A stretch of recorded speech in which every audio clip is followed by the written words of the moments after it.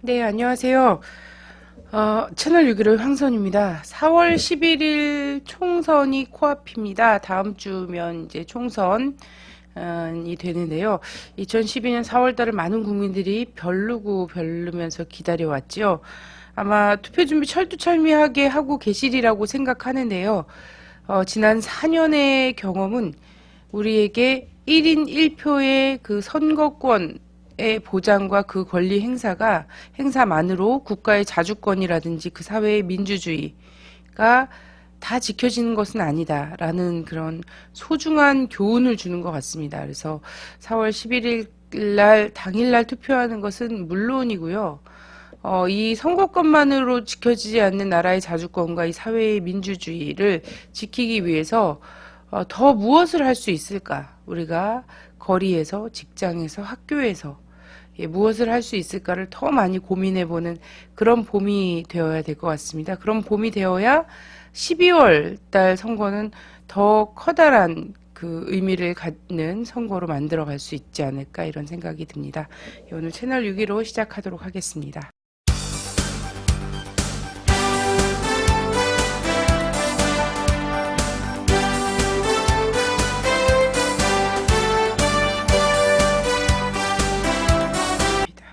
자, 오늘은 저희가 총선을 바로 일주일도 남지 않았습니다. 이제 불과 5일밖에 남지 않은 상황이잖아요.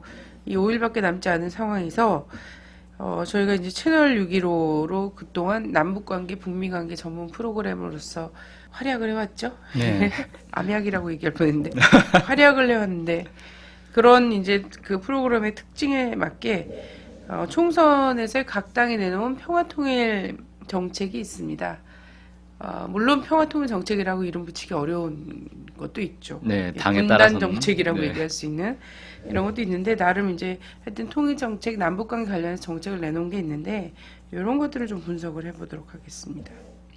초대형 이슈들이 너무 많아서요. 이번 총선은 뭐가 이슈인지를 모르겠어요. 예, 근데 그 중에서도 이제 단연 지금 민간인 불법 사찰 문제, 네, 갑자기 부상했죠. 예, 부상이 됐습니다.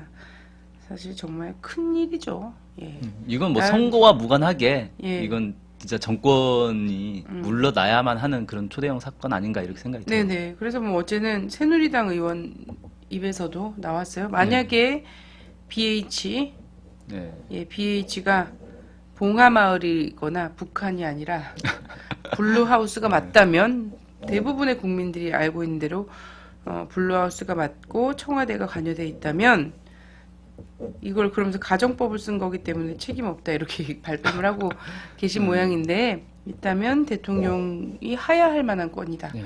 라는 얘기가 나왔죠. 예. 그 옛날에 미국의 워터게이트 사건 때도 네. 계속 그 닉슨 대통령은 자기랑 무관하다라고 주장을 했는데 결국 수첩에서 WH라는 글자가 나왔어요. 그게 네. 이제 화이트하우스. 화이트하우스. 예. 그게 나오면서 결정적으로 이제 몰려가지고 결국 퇴진을 하지 않았습니까? 네네. 그래서 이게 하여튼 W 하우스의 H에서 BH로 바뀌었는데 그죠? W를 B로 바꿔서. 네네. 네. 근데 하여튼 아주 비슷합니다. 그래서 거짓말을 낳고 계속 변명하고 이러다 무마시키고 이러다가 결국은 하야하는 데까지 간 거죠. 워터게이트 사건은 지금 민간 사찰권에 비하면 세 발의 피인 사건이 그렇죠. 아닙니까? 예. 자, 그렇습니다. 이런 사건들이 좀 있어요. 근데 이제 어쨌든 한반도 평화 안정 이런 거는 이런 사건들이 있다고 해도 사실 굉장히 중요한 우리 정치에서 중요한 한 축인데요. 비교하는 시간을 갖겠습니다. 1번이죠, 새누리당. 네, 새누리당. 예. 이 새누리당부터 살펴보면요. 이 새누리당은 계속해서 반북 냉전 노선을 고수해 왔습니다. 그렇죠. 예. 한나라당 뭐 그 이전부터 네네. 계속 그랬죠. 뭐 누구도 부정하지 않을 것 같아요. 그리고 통일 얘기할 때도 이런 식의 통일 얘기하는 거잖아요. 국민들이 3일만 참아주면 네. 전쟁으로 한번 북진 통일 한번 해볼 만하다 이런 얘기를 하는 그렇죠. 당이죠. 뭐 흡수 통일 뭐 맨날 이런 예, 얘기만 하는. 그죠. 그래서 흡수통일 사실은 전쟁으로 통한 통일이죠. 그래서 요런 이 박근혜 비대위원장도 이번 총선 이념 선거다 이렇게 규정을 했는데요. 요 새누리당의 이건 어떻습니까? 공약은? 네. 이게 이제 새누리당 공보물이에요. 뭐 다들 아마 유권자분들은 다들 받으셨을 거예요. 제가 쭉 살펴보니까 평화통일 내용이 없습니다. 전혀 없어요. 그래서 평화통일과 역시 관계가 없는 당이구나, 관심이 없는 당이구나, 뭐 이렇게 생각이 됐고, 그래서 이제 홈페이지를 들어가 봤습니다. 그래도 총선인데 뭐 공약 많이 내놨을 거 아닙니까? 보니까 이 새누리당 공약의 특징은 질서와 체계가 없어요. 도대체 뭘 봐야 될지 모르겠더라고요. 뭐 10대 맞춤 정책이라는 게 있고, 진심을 품은 약속 21가지가 있고, 되게 복잡해요. 뭐가 핵심 공약인지를 모르겠어요. 근데 10대 맞춤 정책은 뭐 연령별 복지 정책만 쭉 나열했던 거고요. 그나마 이제 좀 정리된 게 진심을 품은 약속 21가지. 네, 그 21가지 중에서 15번째에 관계 있는 내용이 있더라고요. 국민의 뜻을 함께 모아 평화와 통일 시대를 열어가겠습니다. 라고 제목을 붙여놓고, 한반도 통일을 위한 노력 강화, 굳건한 안보 체제 확립, 이산가족의 수건 해결, 북한 이탈 주민 국내 정착 지원 내실화.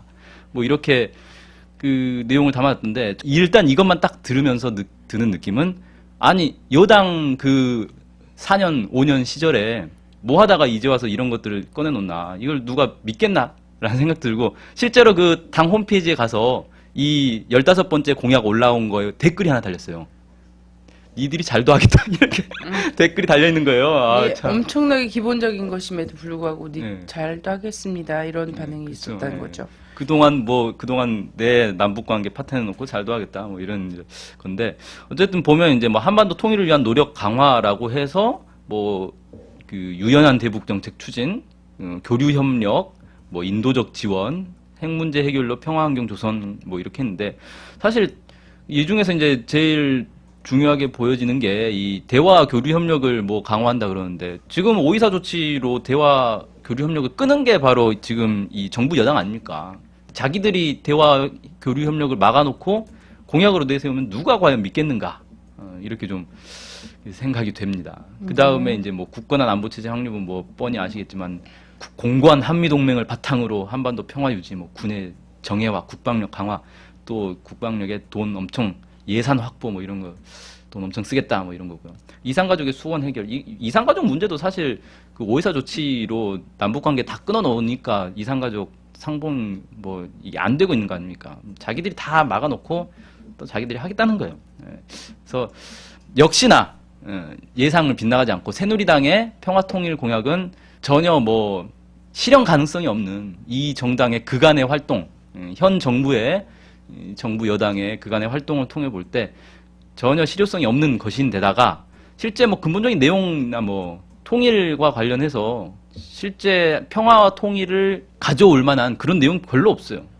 내용 자체도 좀 별로 없고, 뭐 그냥 안보 강화, 뭐 그다음에 뭐 탈북자 뭐 정착 뭐 돈 많이 주겠다, 뭐 이런 내용밖에 없는 그런 수준입니다. 네. 유연한 대북 정책은 뭐 류익 통일부 장관도 일찍이 그 취임 일성이지 않았습니까? 그렇죠. 예, 근데 전혀 유연하지 않았고, 그 정도를 유연하다고 보기는 좀 어렵고요, 우리 국민들이.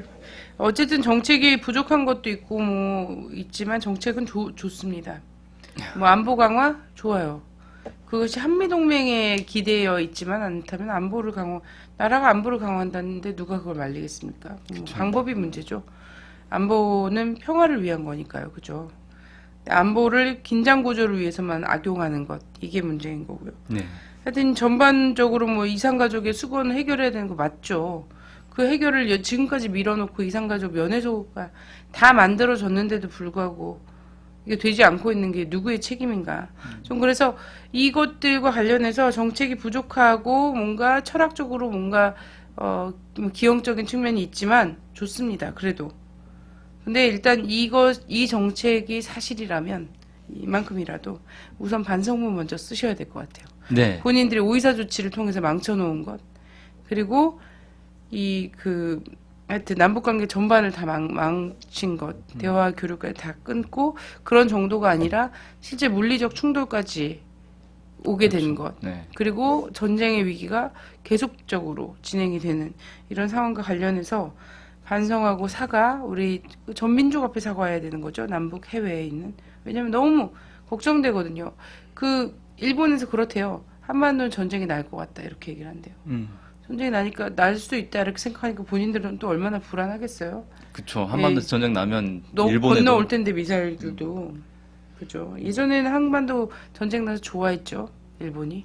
돈 많이 벌었죠. 예, 돈 한국 많이 전쟁 벌었죠. 때. 예. 잿더미를 일으킬 수 있는 그런 거였지만 이제는 한국에 전쟁 난다고 하면은 일본이 공포스럽죠. 예, 공포스러운 상황인데 이런 상황으로 만들어 놓은 것과 관련해서 반성하고 사과부터 하셔야 될 것 같다 이런 생각이 듭니다. 그렇죠. 현 정부의 대북 정책부터 평가를 하시고 네. 예, 거기에 대한 이 그렇죠. 반성을 하신 다음에야 뭔가 진정성이 보이지 않겠나 이렇게 네, 생각이 네. 듭니다. 자, 1야당인 민주통합당도 봐야 되겠죠. 네, 크게 네 가지가 있더라고요.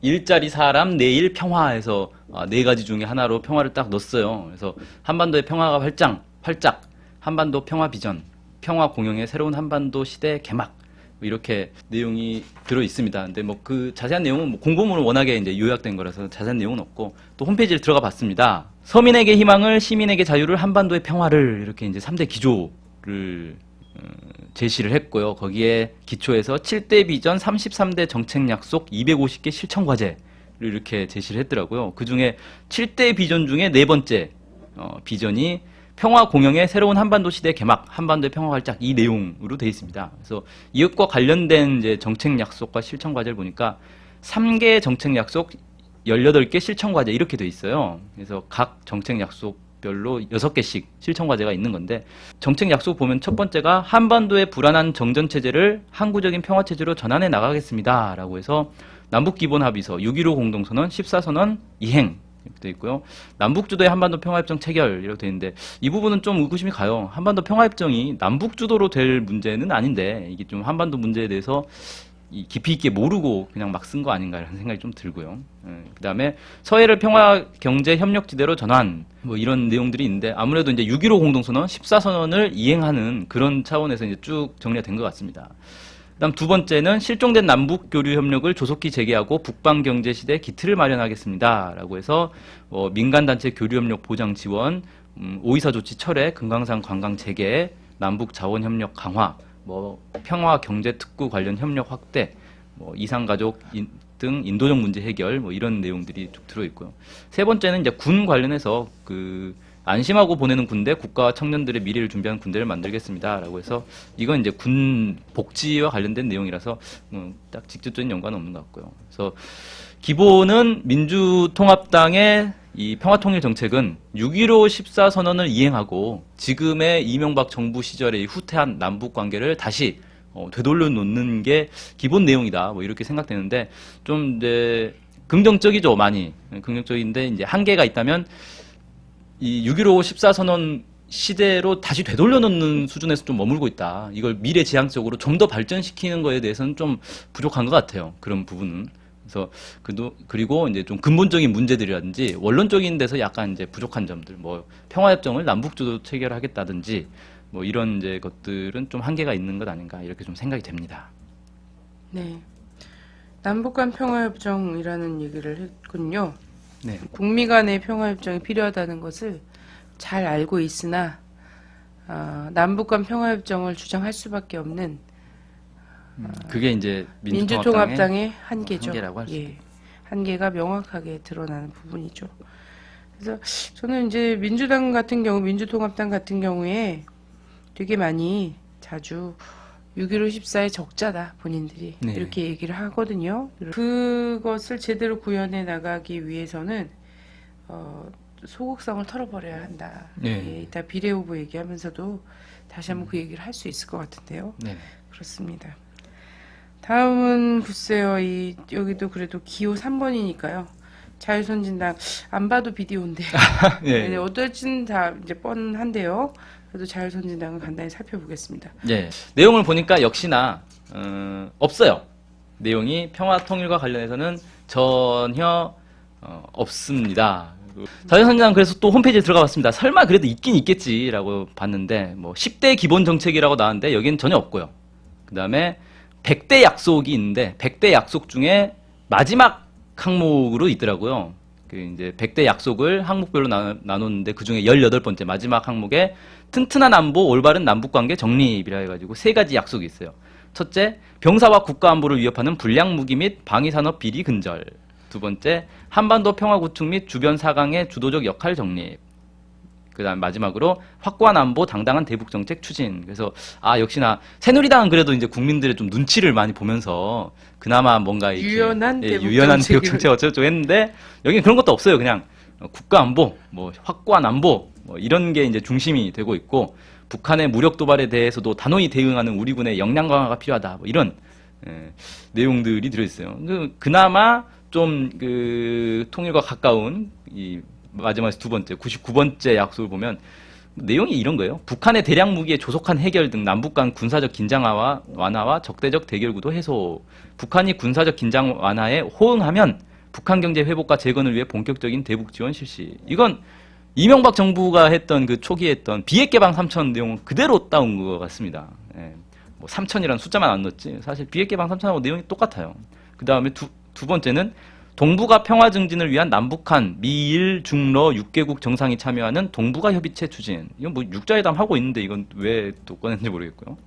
그 다음에 뭐 이 한반도 문제 당사자로서 한국의 주도적 역할 정립 뭐 이렇게 돼 있고 마지막은 북한의 어떤 무력 도발에 대해서도 단호히 대응하고 전시작전권 전환에 대비하여 우리 군의 역량 강화해서 뭐 이 군대를 강화해서 철저한 통일 준비로 통일 한국 선도. 이게 뭐 노골적으로 그냥 이 북진 통일하겠다 이런 얘기인 것 같은데, 하여튼 이런 식의 내용이 주로 있습니다. 그래서 역시나 새누리당보다 더 강경한 이 반북 보수로 딱 자리매김하려는 자기 자리를 그렇게 딱 잡은 것 같아요. 이런 내용들이 되어 있습니다. 자, 통합진보당 차례입니다. 네. 통합진보당 내용을 쭉 보니까 일단 뭐 야권연대 내용이 있고요. 그 다음에 FTA 얘기 있고, 그 다음에 이제 이 서민 중산층 얘기가 있고, 그 다음에 서민 경제 이렇게 쭉 나왔는데 여기 보면은 이쯤에 이제 나와 있어요. 정치개혁, 남북평화, 녹색 생태사회 실현해서 이 남북 대화 재개, 한반도 비핵화, 평화협정 체결을 위한 군비 축소 이런 내용이 이제 담겨져 있습니다. 그래서 역시나 공보물이다 보니까 내용이 좀 빈약한 것 같아서 또 홈페이지를 들어가 봤죠. 그랬더니 핵심 공약이 있고 분야별 공약이 있고 이렇게 두 가지로 나눠져 있더라고요. 핵심 공약에서는 5대 특권 혁파, 8대 민생과제, 20대 부문, 100대 세부 과제 이렇게 되어 있습니다. 그 중에서 8대 민생과제 가운데 8번째로 평화는 번영과 복지의 기반. 그래서 특이하게 보통 민생 하면은 그냥 경제 얘기, 복지 얘기 이렇게만 나오는데 여기서는 평화가 복지의 기반이다. 이런 이제 얘기를 통해서 이 한반도 비핵화, 평화협정 조기 달성과 군축으로 민생 복지를 실현한다. 이런 내용이 들어있고요. 그다음에 20대 부문, 100대 세부 과제 가운데 그 15번째 부문이 평화통일 부문이에요. 그래서 내용을 보면 6.15 14선언 이행과 평화협정 체결로 평화체제 실현, 남북 간 대화체제 복원 및 6.15 14선언 이행, 한반도 비핵화 평화체제 도기 달성을 위한 일괄 타결을 실현, 이 과도한 국방비 축소, 민생복지 예산으로 전환, 복무기간 단축, 대체복무제 도입, 군인권법 제정, 동아시아 안보협력 증진 및 제도화로 미중 대결체제 예방 뭐 이런 내용을 되어 있습니다. 그래서 아무래도 이것만 놓고 보면은 이제 그 민주통합당과 큰 차이는 없어 보이는데 분야별 공약으로 가면 좀 상당히 자세히 나왔어요. 분야별 공약이 통일 분야 공약이 따로 있고요. 그다음 평화 분야 공약이 따로 있고요. 그다음에 그 자주와 관련된 이 정치적 자주와 관련된 분야가 또 따로 있습니다. 그래서 통일 분야 공약을 보면 남북관계 정상화, 제도화, 활성화로 통일 기반 조성한다. 그래서 5.24 조치 해제하는 것과 6.15 14선언 이행을 위한 법률 정비, 그 다음에 정치적 환경에 좌우되지 않는 남북 교류 협력 법률 제정, 뭐 이런 내용들이 쭉 들어있고요. 남북 국회회담도 들어있고요. 그 다음에 두 번째 국가보안법 폐기가 들어있습니다. 그래서 이 국가보안법 폐기를 통해서 남북 관계를 이제 발전시켜야 된다. 뭐 이렇게 돼 있고요. 통일 분야 공약에서는 한반도 평화체제 형성, 그래서 평화통일 부총리를 두겠다. 이런 공약이 있어요. 그러니까 지금 통일부는 그냥 이제 통일부 장관으로 돼 있는데 이걸 부총리급으로 승격을 시키겠다는 거죠.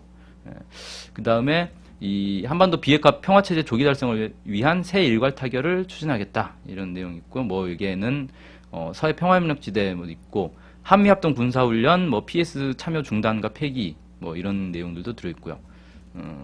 군 축소, 뭐 이런 내용도 들어있고요. 그 다음에 평화체제 형성과 연동한 한미동맹의 단계적 해소도 있습니다. 그래서 평등한 한미관계 구축, 뭐 소파 전면 개정, 방위 분담금 문제, 뭐 한미동맹 해소에 착수한다라고 해서 평화협정과 한미동맹 이 해소를 동시에 이제 병행 가져가는 것, 것을 이제 얘기를 하고 있습니다. 그래서 전반적으로 보면 6.15 14선언을 이행하겠다라는 점에서는 민주통합당과 큰 차이는 없는데 본질적인 내용들을 많이 다루고 있어요. 그래서 한미 동맹의 이 근본적인 문제라든지 그 다음에 뭐 국가보안법 폐기 문제라든지 이런 이제 좀 중요한 것들을 많이 다루고 있고 훨씬 민주통합당에 비해서는 적극적이죠. 그러니까 민주통합당은 과거 김대중 노무현 수준으로 돌아가겠다라는 게 기본 이제 방향이라면 여기서는 거기서 한 발 더 나아가서 통일 부총리 승격을 하고 뭐 이 정권이 바뀌어도 되돌릴 수 없는 그런 남북 교류 법을 제정을 하고 이런 내용들이 되어 있어서 훨씬 좀 적극적인 평화 통일 정책을 제시한 게 아닌가 이렇게 좀 생각이 됩니다.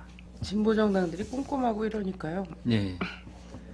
다른 분야도 되겠다니 꼼꼼한 정책이 많이 나와 있죠. 그렇죠. 그래서 그렇습니다. 자, 평화통일에 대한 각 당은 뭐 각 당의 공약, 대표 공약이 이렇다라고 하면 이제 각 당에서 공천을 한 혹은 뭐 당원들이 뽑은 비례후보들 통해서도 좀 알 수가 있을 텐데요.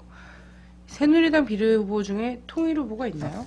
예, 그래서 설마 있을까 해서 이제 봤는데요. 비례 후보들이 보통 뭘 상징하는지가 나오잖아요. 비례 후보를 원래 그 뽑는 이유가 그 지역에 분야, 기반한 지역 후보만 뽑았을 때 이제 전문가 집단 뭐 이런 사람들이 이제 부족할 수 있기 때문에 그걸 메꾸기 위해서 비례 후보란 제도를 만들었고 그래서 각 분야의 전문가들이 나오는 겁니다. 그러면 보통 비례 후보를 낼 때 이 사람은 어느 분야 전문가다라는 걸 밝혀줘야 되는데 그런 게 없어요. 그러니까 학력 나와 있고 지금 뭐 하고 있는 사람이다 이것만 나와 있지 뭐에 대한 전문가인지는 거의 나와 있지 않고 한 두 명 정도만 무슨 전문가인지 농촌 전문가, 병영생활 전문가 뭐 이렇게만 나와 있고 나머지 안 나왔더라고요. 그래서 현재 뭐 하고 있는 사람인가를 기준으로 딱 놓고 보니까 2명 정도가 찝힙니다. 첫 번째가 4번에 있어요. 비례 후보 4번에 있는데 조명철이라고 혹시 들어보신 분들 많이 있을 것 같은데 당선이 거의 확실시됐네요. 예, 4번이면 당선이 확실시 되는데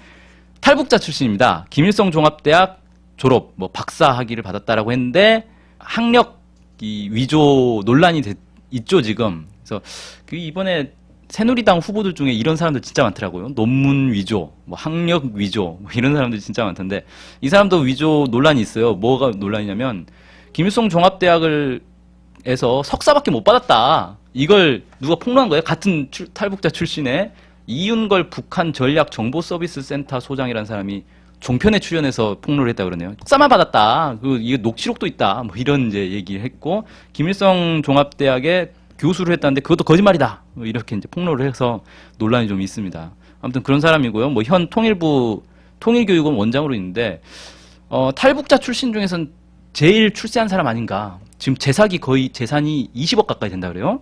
어떻게 그렇게 남쪽에서 빨리 적응을 해가지고 재산을 그렇게 모았는지 모르겠더라고요. 궁금하네요. 우리 국민들이 많이 궁금해할 것 네. 같아요. 저한테도 좀 알려주지. 황장엽 씨도 재산을 꽤 많이 남겨놓고 가서 나름 유가족들이 재산 싸움이 났다는 그런 얘기가 예. 있지 않습니까?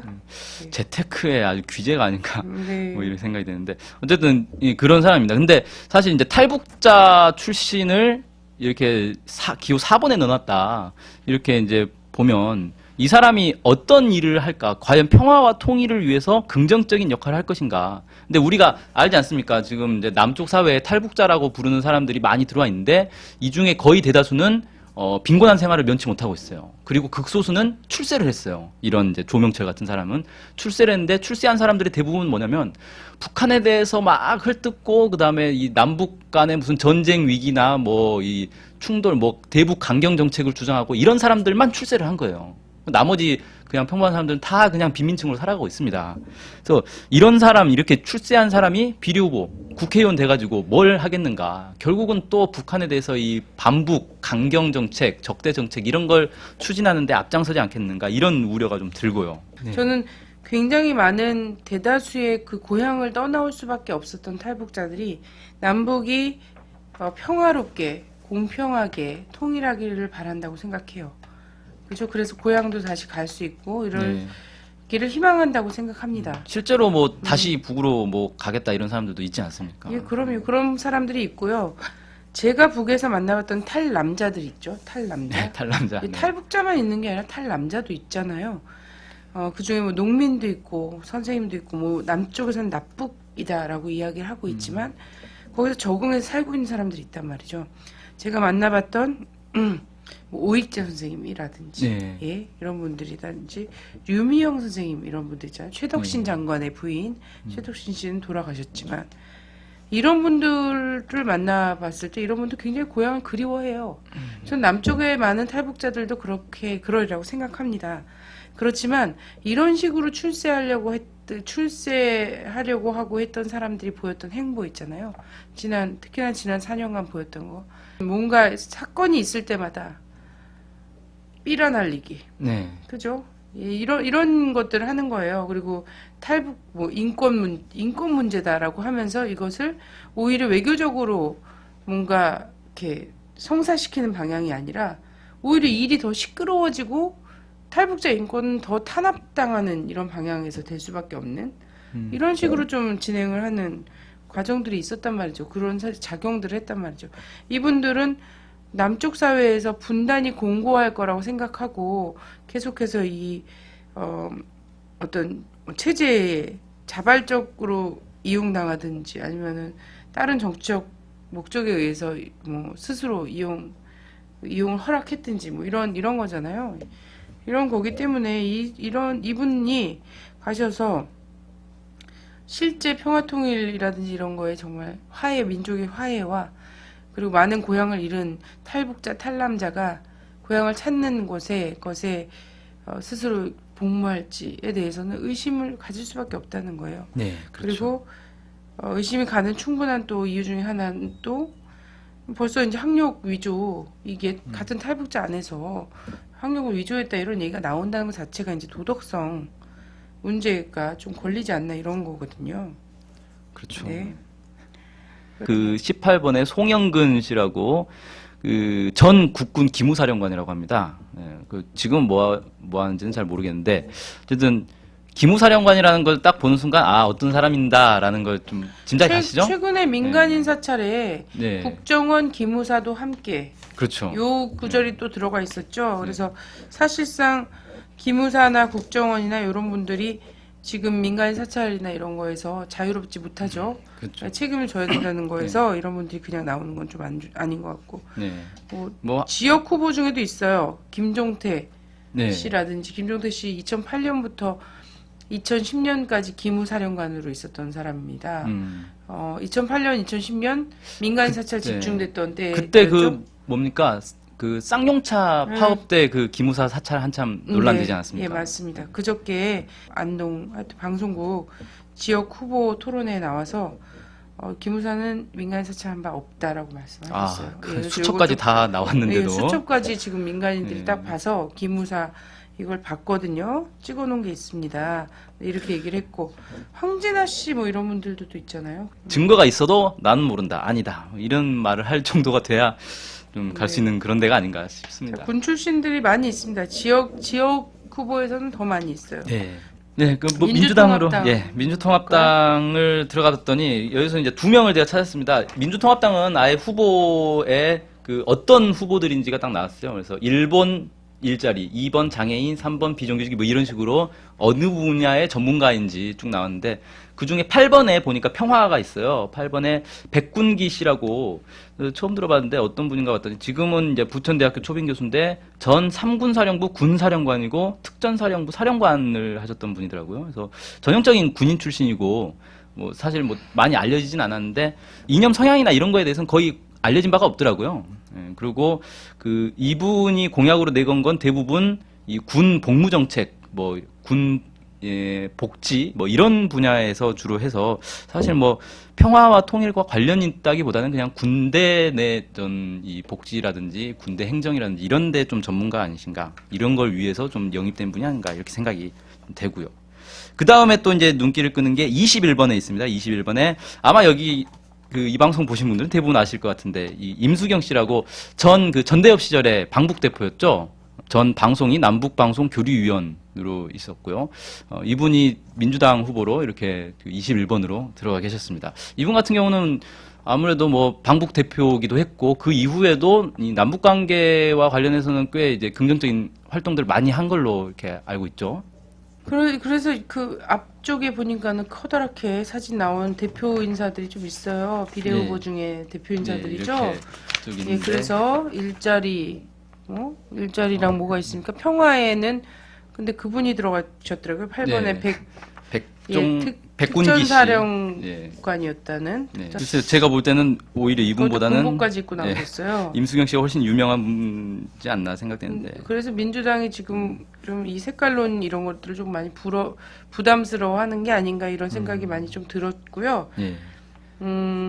원래 이제 국방위원회 있잖아요. 상임위에서 국방위원회를 군 출신들이 대부분 가고 있습니다. 장성 네. 출신들이나 이런 사람들이 국방위 활동을 하는데 거기서 실제 평화의 군대, 자주군대 이런 역할을 하기보다는 정말 권위적인 그런 그냥 위원회로 실제 국방비를 얼만큼 더 막 이렇게 할 수 늘려받을까? 있는가? 뭐 예산 이런 뭐. 이런 거 있잖아요. 이거는 기존 기득권 정당들에서는 그 보수와 개혁을 따지지 않고 다 군 출신면 의뢰의 국방위원회 가서 하는 거는 예산도 따오기. 국민의 편에서 군이 지금 어떻게 보이고 있는가, 국민들에게 군이 어떻게 복무해야 되는가를 따져묻고 막 이러는 것이 아니라 군을 내가 잘 알고 군에 편들어주고 다들 뭐 자기 후배 드릴 거니까. 이런 식의 활동을 해요. 전 그래서 차라리 국방위 같은 경우에는 오히려 더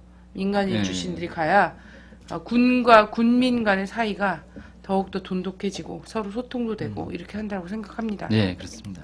그래서 국방위 같은데 내정해놓고 자꾸 군 출신들을 자꾸 이렇게 영입하려고 너무 애쓰지 않아도 되지 않나 이런 생각이 들어요. 네. 예. 그러면 자유선진당엔 아예 없지 네, 않나요? 없습니다. 네, 거의 볼 게 없더라고요. 네네. 그렇습니다. 그러면은 통합진보당. 네. 통합진보당도 이제 제가 쭉 보니까 비례 후보들이 쭉 있습니다. 여기도 이제 분야가 다 있어요. 1번 농민, 2번 민중운동, 3번 청년 이렇게 쭉 있는데. 없지 않아요, 평화? 그래서 저는 깜짝 놀랐어요. 당연히 통합진보당인데 평화통일 후보가 있을 거라고 생각했는데 평화가 없더라고요. 그래서 제가 설마 없겠냐라고 자세히 봤더니 있었습니다. 여러분 뭐 잘 아시는 우리 옆에 진행하고 계시는 우리 황선 후보가 있는데 여성으로 돼 있어요. 그래서 제가 집에 못 들어갔거든요. 공보물을 못 받아보셨. 농성 중이기 때문에 공보물을 못 받아봤는데 사람들한테 전화를 받았어요. 네가 여성이냐? 여성은 여성이죠. 뭐 제가 여성으로서 여성 운동을 활발하게 하지 못한 것에 대한 약간의 그 죄책감이라든지 미안함 이런 것들은 있어요. 근데 뭐 굳이. 절대 뭐 여성 운동을 비하한다거나 이런 것이 아니라 전 대단히 색깔을 뭐 선명하게 한 것 같은데. 네. 여기에 이제 기치를 보면은 위기의 대한민국 통일이 출구다라고 해서 통일 후보라는 걸 분명히 이제 딱 기치에서 밝혔는데. 뭐 아직까지 황선 후보가 당에서 평화통일 활동에 대해서 많이 더 했어야 되는 부족한가, 건가요? 예, 많이 부족한가 봅니다. 네, 이런 그만큼 저는 상당히 많이 한 걸로 알고 있는데 네. 방북 대표 출신의 통일연대 대변인도 하지 않으셨습니까? 네.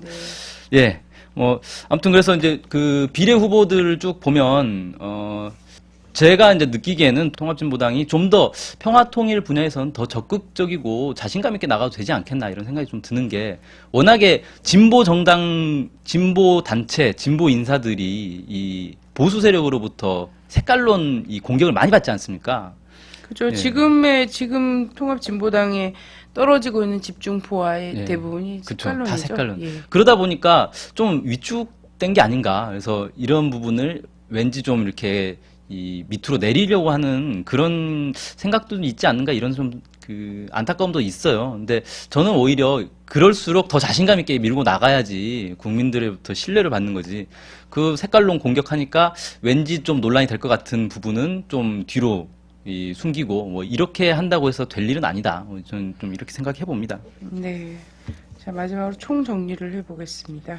예, 일단 뭐 1, 2, 3, 4 4개 정당만 좀 살펴봤고 나머지 정당은 안 살펴봤는데요. 뭐 제가 볼 때는 뭐 굳이 안 살펴봐도 뭐 다들 아실 것 같고요. 그 4개 정당을 비교해 봤을 때 일단 뭐 자유선진당은 평화통일 정책과 관련해서는 뭐 할 얘기가 없을 것 같습니다. 여기는 뭐 볼 것도 없는 정당이라고 볼 수 있겠고요. 그다음에 이제 새누리당 같은 경우는 말은 그럴싸하지만 사실 정책 내용에서 평화통일을 실제로 구현할 수 있을 만한 내용도 별로 없고 거기다가 올 이명박 정부 들어서 파괴된 이 평화통일 분야에 대한 아무런 반성과 평가도 없이 마치 자기들은 자기들이 다시 뭐 그런 걸 할 수 있을 것처럼 거포장하고 있는 데서 상당히 뻔뻔함을 느꼈다. 뭐 이렇게 볼 수 있겠고요. 민주통합당과 통합진보당 같은 경우는 6.15 공동선언 그 다음에 14선언을 이행하겠다라는 데서 좀 공통점이 있고 이런 데서 긍정성이 있는데 아무래도 이 민주통합당 같은 경우는 이 지난 김대중 노무현 시절 수준의 이 남북 관계로 이렇게 복원하는 것이 기본 방향이라면 통합진보당은 거기서 한 걸음 더 나아가서 실제로 통일을 실현할 수 있는 평화 통일을 실제 실현할 수 있는 그런 근본적인 문제들, 본질적인 문제들부터 해서 지금 당장 해결해야 되는 뭐 오이사 조치 초래라든지 이런 내용까지 다 담고 있는 그래서 가장 종합적으로 잘 담고 있는 당이 아닌가 이렇게 좀 평가를 해볼 수 있겠습니다. 4월 11일 날 뭐 바른 선택을 하셔야 될 것 같고요. 부재자 투표가 어제 오늘 또 진행이 되고 있어요. 그래서 많은 분들이 투표했다라고 또 저한테 전화 오기도 하고 막 트윗이나 이런 데 또 막 이렇게 부재자 투표 하셨다고 올리기도 하는데요. 민의가 제대로 반영되는 선거가 되기 위해서는 이번 주말이 참 많이 중요합니다. 그래서 여러분들께 이번 주말에 집에만 계시지 말고 좀 사람들 많이 만나보는 게 어떨까 싶어서요. 내일이죠. 4월 7일 날 촛불이 마련이 된다고 합니다. 서울 시청광장 일대에서요. 그래서 민의가 왜곡되지 않는 선거 결과, 이거를 하려면 사실 선거는 바닥 민심을 사실 못 따라올 때도 있죠. 왜곡되기도 하고, 그럼 각종 부정선거라든지 각종 북풍이라든지 이런 것 속에서, 그리고 색깔몰이 이런 것 속에서 왜곡시키려고 한 장치가 무수히 많은데 그런 것들을 이길 수 있는 것이 거리의 촛불바람이 아닐까 이런 생각이 들거든요. 그래서 함께 해주시면 감사하겠습니다. 문 대표님 감사합니다. 네, 감사합니다.